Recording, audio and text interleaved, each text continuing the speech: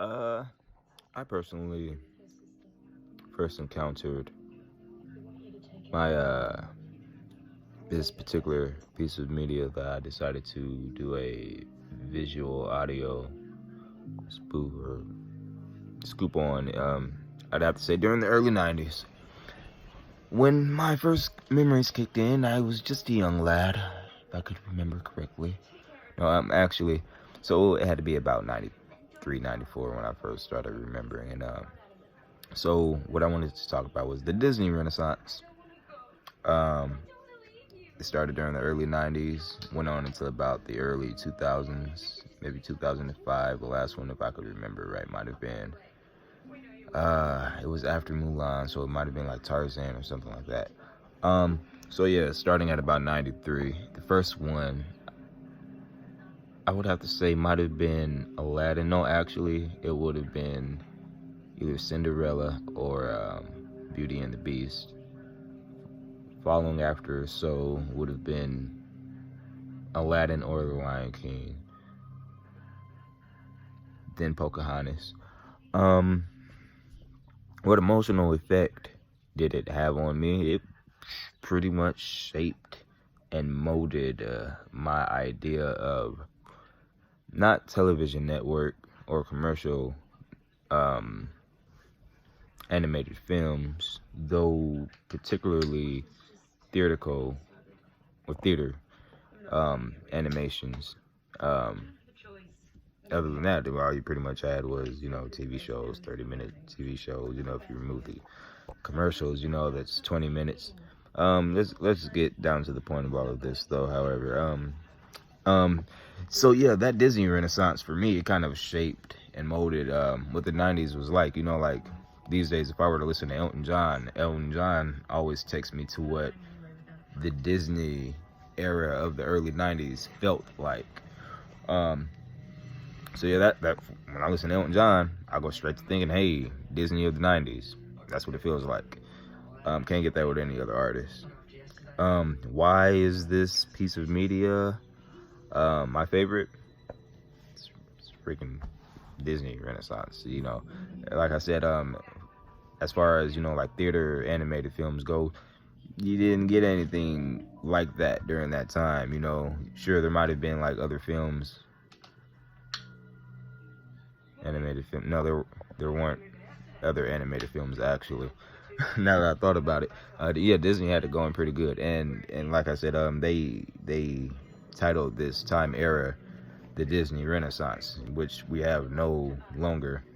How does this work inspire me? What inspires me about it is that they took stories from 100 and 200 years ago, or like for example, Pocahontas. That was an actual series of events that had taken place that we didn't even learn about in school until like years after the movie that came out. With James, darn it, what's his name? James. Well, when they founded Jamestown, and the English that came over to America, and they were looking for land, and then there was Pocahontas and her father, and how that story unfolded.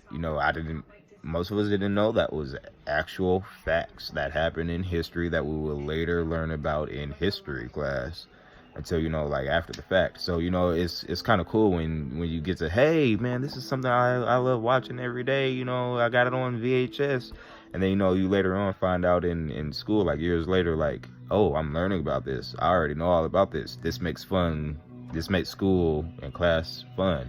The Lion King. The Lion King was shaped and molded after Shakespeare's Hamlet and Macbeth.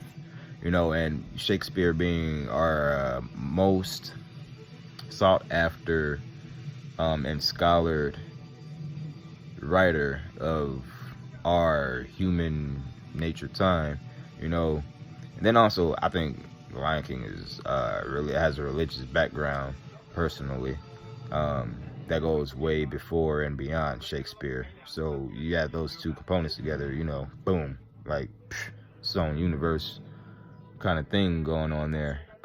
Let's see, what's another one? Cinderella. Beauty and the Beast. Those are stories from like 200 years ago. Then you got Aladdin. That's a story that probably spans like a grand, what, 1,000 years ago. Mulan, another favorite, released during 1998. I remember the years to all of these movies. The Mulan, Genghis Khan and Mulan, those are actual events that happened in either Korea, China, one of those countries. Though those are real events that actually took place. So kids out there not knowing, like, hey man, I'm actually learning about real history. They didn't know that until like later on in school, and we were just having fun watching the movies. Disney, Hunchback of Notre Dame, another one. Disney did a great job, and the other cool thing is they made a lot of bank. They made a lot of money off of those movies, and they knew how to, after the profits that they had budgeted into all of that, they knew what to do with that money, and they expanded. And here we are, like almost 20 something years later. Now they're making the real films again. Well, real film adaptations from the animated ones. But between all that time, like what they did with their company, their venues, their marketing, their property, just off of those cartoons that we all adored and loved as kids. Yeah. Disney Renaissance kicks ass.